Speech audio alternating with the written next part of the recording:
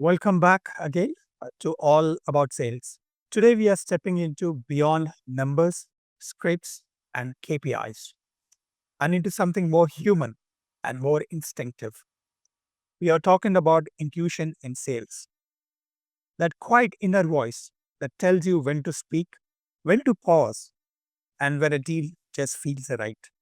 Joining us today is Shraddha Subramanian, an intuition coach who helps business professionals and leaders connect with their inner compass.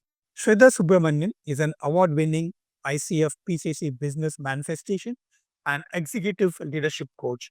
She is India's first intuition expert, elite victory coach for professional athletes. She is also certified shadow mastery expert, NLP master practitioner, author of Circle of Perspectives, and founder of Sparkling Soul and Breakthrough Sports Academy. And she is also a LinkedIn talk voice and has established herself as a thought leader in the industry. Welcome, Shraddha, to the podcast. Thank you, Shiva. Thank you for inviting me and look forward to create some magic. Sure, I think this session is going to be magical. So, finally, I would like to thank you for making time and joining the podcast. I mean, I wanted to. Equally, it's mutual, I would say, that we get a chance to connect and then bring something valuable to the audience. Absolutely, absolutely. I've been waiting long for this session. And together, I think we can explore how intuition impacts prospecting, decision making, leadership, and even closing deals. And also how we can train your intuition just like any other sales skill. So I invite all the audience to stay tuned. This one thing about trusting your gut and transforming the way you sell. Are we ready to go, Shraddha?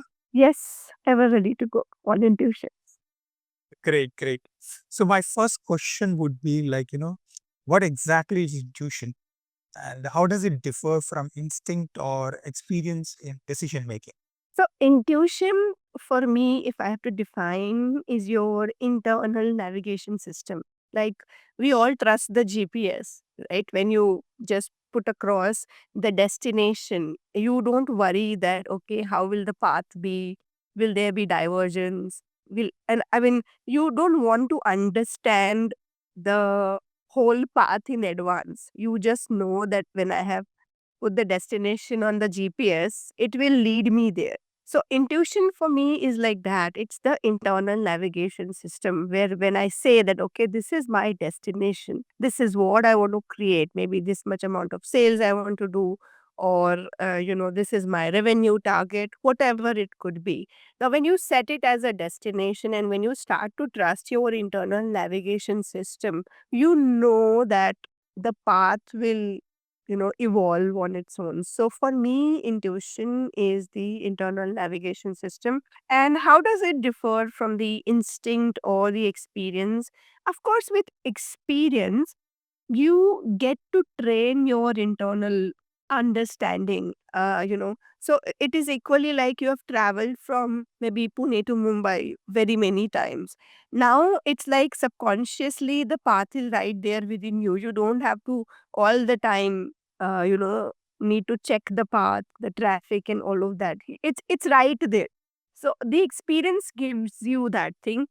Instinct also is a part of the intuitive side or the intuitions, because very many times I would say that you get that gut instinct that this is the right piece. And I want to quote a very simple example of the women's world cup right here. We just won it. So Harman knew that she has to get Shefali Verma for bowling, right? So that was that instinct, that somewhere her intuitive side was so alive because she was she was present with herself. Her internal navigation system was right there, and then it turned out to be the best decision. So, instinct is also part of the intuitive side, and that's how I define intuitions.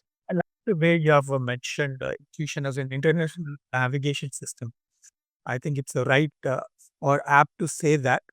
So, but again, so sales is all data driven, right? So then how do you think intuition fits in the data driven sales world? Okay, I mean, let's look at it this way, that when there was no data, we started somewhere, right? When there was no data in the world. So sales was happening, the barter system was always there. Then the sales started to happen, companies started to establish like very many years ago, when there was no data to look at, when there was no internet to look at. People within the towns and cities were doing business. They were giants in their own cities, right? Without getting to know what the world is doing, possibly without getting to know what is happening in the another city, they were doing what they were doing for the sales to happen. So, irrespective of the data, the sales were happening. Today, now, when we look at it, past 10, 15, 20 years, post the internet boom and post everything that we can Google today and identify, and the trends and the market research and all of that has taken a shape. It has added value. I am not denying the fact. But if you look at it, what existed before? Was it data or was it pure instinct, pure intuitive side of you as a business or as a salesperson, which actually had driven the sales, which actually had driven the growth of the business? So Right. Right. that's my motto today, Shiva, that people have gone into so much of data driven aspects Yeah. in sales. So much so that for every one thing, there is an answer. And it is a pre created answer, I would say. For, every sales conversation, there is a script, because you feel that this prospect I'm going to speak to, maybe these questions might come, I have to prepare, and this is going to be my answer. So much so that the whole data driven aspect, in that way, we have forgotten to be present with my prospect. We have forgotten to be present and intuitively, instinctively, to really understand and see that what is this person feeling in this moment. So I don't have any challenges about the data part of it. It's good that it is helping. But my thing is what existed before. What existed before was people to people connection, and that's how the local city businesses grew, and that's how the whole boom in every city, every business which has grown generations to come. Like for example, if you take the gold industry, the silver industry, right? Generations to come, we have been going to the same jeweler. Right. Look at it Right. from that aspect. So there is that trust building, there is that instinct, there is that connect, which has created that kind of sales for these people. Versus today, when we are exploring the new markets or when you're exploring the new prospects, we only look at the data driven aspect. Versus my thing is, if you bring that human connection so much, if you bring that creativity right there, that okay, what is this person feeling when I'm sharing the script with him, script of sales with this person? Rather, what is the actual challenge this person is feeling right now, and what are the person's feelings? When you connect that, your creativity, when it is acting, when you are creative in sales, you operate from your intuitive side and you know that wonders are created. And that's why I would say it's not either or. Fine, it is going to add value, but today, when it is only data driven, my whole intention, my whole mission is to get people to trust their intuitive side, their instinct, just go with that and make that connection at a very genuine level. You know that the conversion is 100% right there. That's a powerful insight, Shraddha. Being present, I think that's a key takeaway, and developing the real people connections. That's where the trust building happens. More than the data, I think people connections is very important for salespeople. So, do you think an individual is born with intuition, or it can be trained, or practiced over the period of time? It's both ways, I would say. And most importantly, each one of us has that intuitive side. I won't say that, I mean, we have to always train ourselves. We are all born with that intuitive side. We all know and understand. The only thing is, over the years, with our experiences of living in the logical world, we are now not in touch with our intuitive side. And that's where I want to bring people in business connect with their intuitive side, their energetic side, because then you can collapse time in business. Whatever logically you are setting a goal for, let's suppose 10 years, I want to hit a revenue of X. I'm saying if you're connecting with yourself internally and you're operating from energy and intuitions, you can generate that X result in 5 years of time and you can collapse the time pretty fast. So, having said that, each one of us has that power. We have forgotten, and now we can train ourselves to develop it. So for me, I have been, I would say, blessed to really have that intuitive side of me. And I had that from the time I remember myself. I always had that side. And now, over the years, working with businesses, senior level directors, CEOs, CFOs, and CXOs, I have a huge sampling where I can say that, I have sharpened the intuitive side of me too much. And that led me to really question that, okay, now I have it, I am helping people. Can I really create a training system which can help the CEOs, CXOs for them to train themselves more? It is there, they might have lost it. Can I help them to train themselves? And that's when I now have backtracked and I have some few pieces which during coaching or training I actually provided to them. So it's both ways, it's available and it can be sharpened and trained, to a better and larger extent for your own benefit. Great, great. So, one of the biggest fears or a challenge in sales is the fear of a rejection, which salespeople cannot escape or which they have to handle day in, day out. So, do you have any tips or how intuition can help in handling a no or in knowing when to persist or when to just walk away? Yeah. So, like I said, presence is the only key when you have to persist or walk away. Because if you're present, just being present itself will reduce the rejection chances by 99.99%. And that's what I've seen while I've coached the salespeople in the people who are in these sales roles for the organizations. Why? Because when you are present, there is a human to human connection, and you are not going with a frame where you are saying that I have to sell the product or service.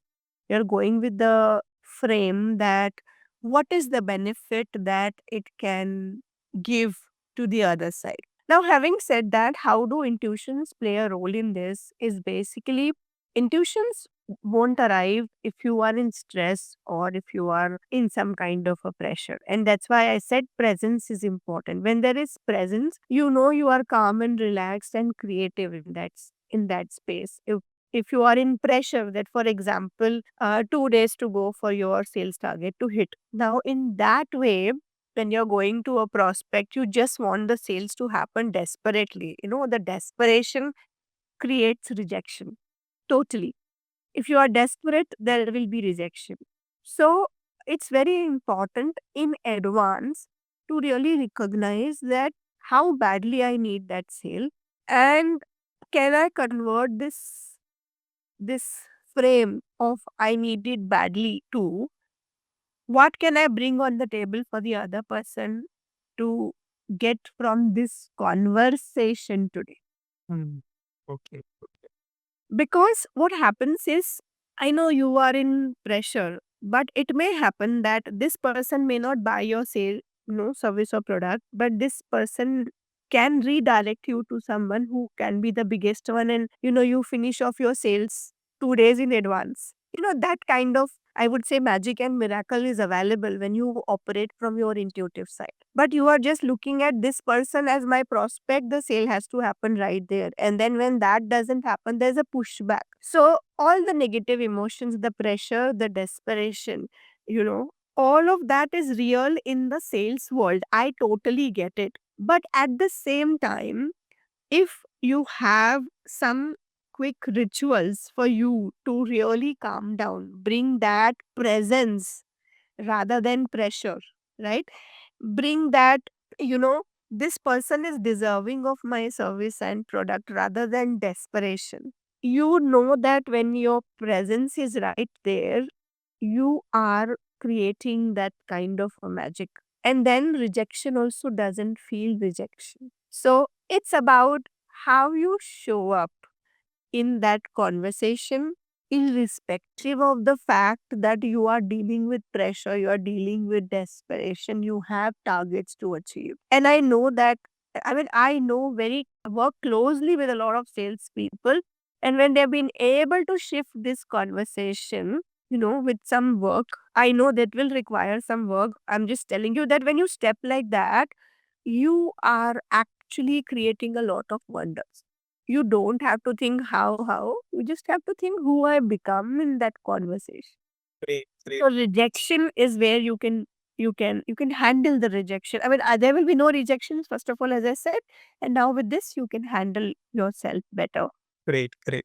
So one can become a confident in their intuition, I think, over the period of time, right?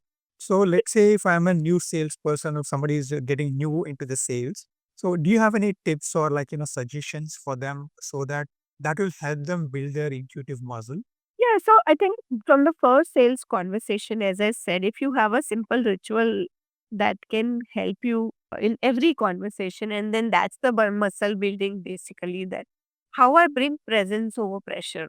That's the one piece that I always tell every salesperson, because sales feels like a pressure. It may not be, because when you go on presence, then it doesn't become a pressure. But what happens is, because we all have been taught it in the logical world that we have to meet the sales target, this is how it needs to be, all of that.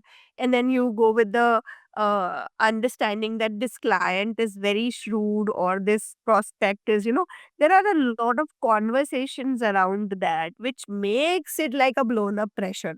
Versus, I'll tell you a very simple story. Like, one of my friends is in sales, and we generally have this kind of a conversation. And he had shared with me, because our perspectives on sales are very different. Like, as mine, his is also the same. And he shared that in his organization, all the sales people had only one conversation about a prospect and a client, that this person you can't deal with, this very very shrewd and very rigid, and they don't want to work, but they'll insult you like anything. All of that kind of conversation in sales, it happens.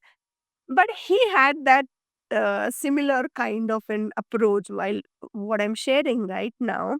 And he was able to convert so much for their organization just by being that present person. And everyone was like, how are you able to deal with this kind of a person? So it's about you, how you train it. So I would suggest a simple calming ritual to for you to understand that, okay, this is my script. I get it. I'll follow the script, whatever it is. But at the same time, I will also look at the cues. What is the person, what's the body language of this person? Is he able to understand what I'm trying to say? Am I proposing something which will actually solve their problem? Or can I arrive at, in future they may have this challenge, and this would really, solve in advance. They will not encounter this kind of a problem. That can also happen. So how do you go on building your presence? A simple ritual that can help. Sometimes I tell people that if you know the person's name, or if you know the person's picture, you talk to them in advance. It's like a simple way that, imagine you have roots in the ground and they have roots in the ground, and your and their roots are connecting and having a conversation in advance, so that your presence is already felt by the person even before you meet them. And the roots have conveyed to each other whatever you want to convey. Like, a simple example could be, they don't know about my company.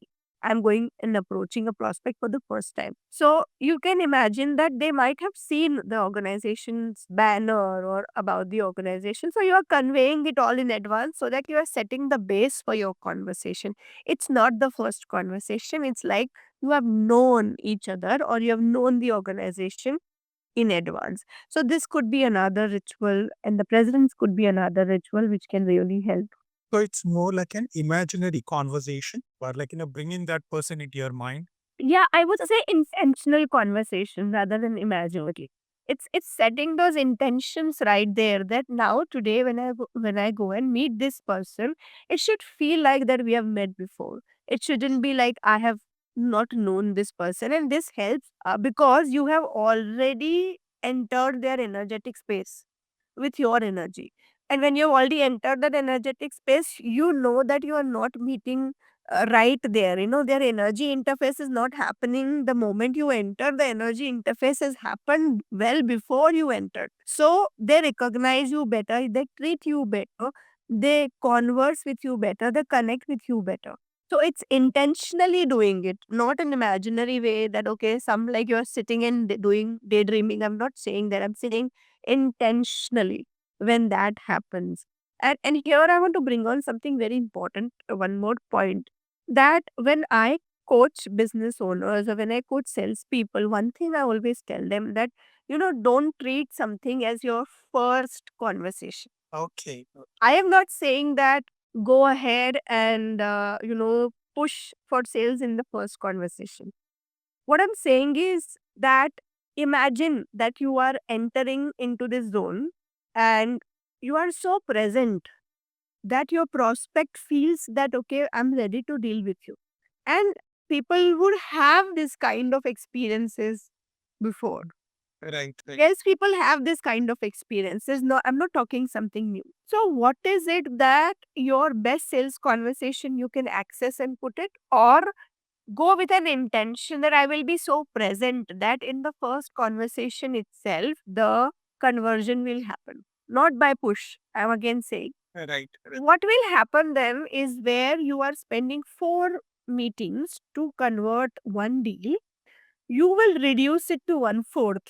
For example, you are converting in one meeting rather than 4 meetings. So now the time and energy saved for those 3 meetings, you can convert 3 more clients or 2 more clients in the same time. And that's what I mean by collapsing the time when you operate from energy and intuitions, because then you are not multiplying the time for a conversion, saying that, okay, I have to convert 10 clients. Today I'm taking 4 meetings to convert one client. That means I need 40 meetings. What I'm trying to say is rather than 4 meetings, if you convert in one meeting and then you just need that 10 meetings to convert 10 clients, then which is lesser than, you know, you converting only 2 or 3 clients in those 10 meetings. You results faster. That's what I mean. So that's where it's very important to tune into your energy and intuitions to create that level of magic. And this I've seen in my experience when I work with people, and I really invite all our salespeople to really look at it from that perspective. Don't go casually that this is only first meeting, nothing happens in the first meeting. All those thoughts, remove them, come from a space of presence, and then you know that in the first conversation you're going to convert. That's a powerful technique, Shraddha. Thank you for sharing. And before we conclude, right, I have one last question for you. So, if you have to give a one message or one key takeaway for all the salespersons listening, what would that be? I think you should read about intuition in sales. You should imbibe intuition in sales, energy in sales, because today, when we are just operating from the data driven and logical thinking part of the sales, we are not applying the magic the sales is supposed to be. We treat sales as a pressure job, but I feel sales is a magical job because it's not about what you get, it's about what the other person gets, what's the value we are bringing in other person's, other organization's life, and then how we are creating an ecosystem. If sales was not there, I think the ecosystem of business and the ecosystem of the society won't exist. That's where the role of sales is in our ecosystem, as our lives, as a country, as a world, I would say. So it's a very pious job of sales is what I come from. It's a divine, work that you get to do. So treat it like that, and think about energy and intuition in sales and apply it and use it to your own benefit and for the benefit of the, holistic society and the whole ecosystem that we have. So that's what I feel. Yeah. Absolutely, absolutely. That's a powerful conversation with you, Shraddha. Thank you for sharing all your insights and wisdom on intuition. Thank you for inviting me, Shiva. I think this was amazing to put this perspective right here, and I'm sure it's going to add a lot of value. Thank you once again for inviting me. It means a lot for us to do this. Thank you. Thank you once again for joining. So we often talk about strategy, persuasion, and targets, right? But intuition might be just the missing edge in sales performance. So as you go into your next client or a meeting, take a moment to pause, breathe, listen, not to just to the customer, but to yourself. So if this episode resonated with you, don't forget to follow All About Sales on Spotify, YouTube, or wherever you're listening, and share it with someone else who's already to be smarter and not harder. Until next time, keep listening, keep learning, and keep selling with heart. Thank you so much for joining us.